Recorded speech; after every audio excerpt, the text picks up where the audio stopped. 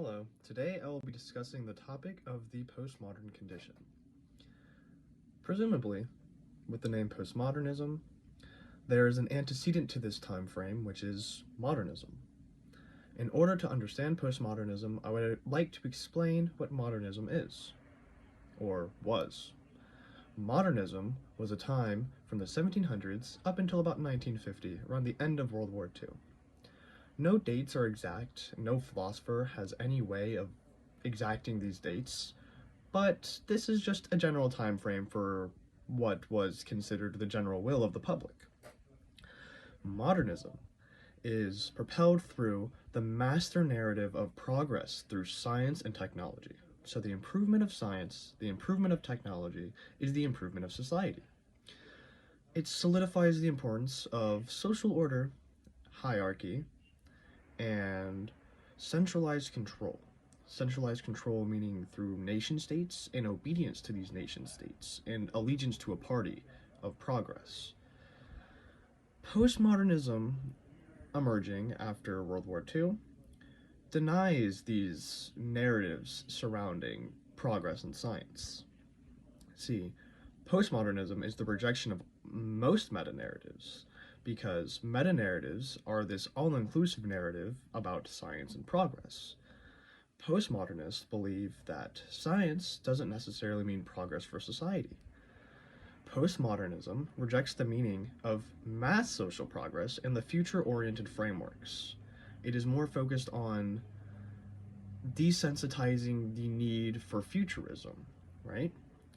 So, postmodernism is the development of uncertainty of being and social order, fragmenting the document itself, right? So there are main points to this. Modernism, as is defined, is the exact antithesis to postmodernism. The main point of postmodernism is through language games, the legitimation of knowledge, and meta-narratives are not necessary to society. The main point of postmodernism is understanding what a language game is. So, the legitimation of knowledge, the way that knowledge is conceived to be legit by the perceiver, is through three components. There is a sender, the person who utters the statement. There is a addressee, the person who is receiving this statement from the sender, and there is a referent, the topic of discussion from the sender to the addressee. In the language game, the addressee is put into a position to acknowledge the assent of the sender or reject this statement. So, for example, let's say I come to you. I say, our public speaking class will be canceled today. We do not need to meet on Zoom. You guys all respond wearily because I have no authority to say that.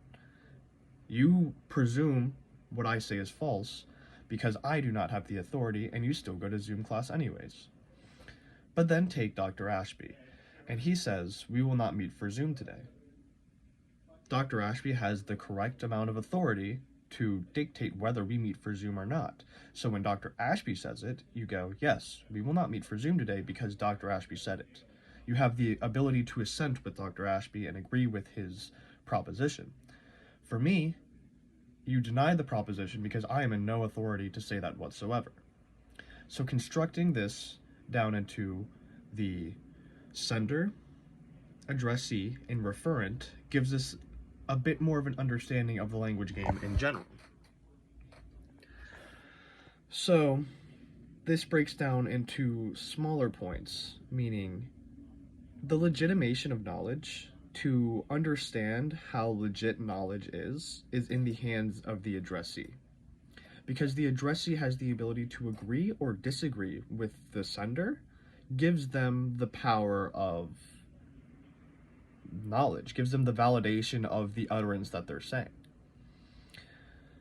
So, if there is no addressee present or the addressee rejects the idea of the utterance from the sender, then the sender has no power. You, as the addressee, are giving the sender the entire power that they have. Another point that you can draw from this is the shift in the political landscape of fighting for material objects like we did in the past, like we did in modernism, like material objects, people, just tangible objects that we were able to fight for before, and now we are fighting for information and attention span. So it is the intentiveness of the addressee that is now the political landscape of all dominant countries. And this becomes challenging for a lot of people because we believe to be the autonomous figures that are able to make our own decisions, yet the age of postmodernism is deconstructing these language games to understand that a lot of people are influencing and dictating the way that we think. So this brings us to another point about metanarratives. So postmodernism is about rejecting metanarratives that was so sought after in modernism, where modernism talks about science in the future is progress. The progress in science and technology is the meta-narrative of progress, this all-encompassing narrative for progress. But when we learn about the way that our knowledge is dictated by these powers, and we're able to see that the utterances made by these senders are only correct or true if we believe them to be true, disregards this social narrative that progress is defined by science, that social progress is defined by the improvement of technology, because what those improvements are in technology might not be a benefit to society. So the way that we are able to support that postmodernism is the defining topic of our age is think of media outlets. Think of the way that they insist on grabbing the user's attention. Think of ad space, commercials especially, news outlets. All of these are fighting for information that is stored into your brain to be able to not necessarily control you, but influence you enough to be akin to what they are saying. So basically, that supporting point is summarized in think of how media outlets are trying to dictate and control the way that we consume information. Blocking someone, subscribing to information. The list is not exhaustive through what I am saying, but you understand the point. There is also another supporting point to postmodernism defining the age and what postmodernism is, and that is the rejection of modernism's motto that science equals progress. Because we had this improper use of scientific advancements, and we can see this even greater now. So this was developed a lot earlier in the 1950s when futurism was taking off, but now we see the potential of AI taking over, and we understand that we have to be careful and cautious with our regards to the assimilation to singularity. So that is the rejection of modernism's meta-narrative that science equals progress. So in conclusion, you are able to see that postmodernism is the rejection of meta-narratives and the analysis of language games by dominant nations. Thank you.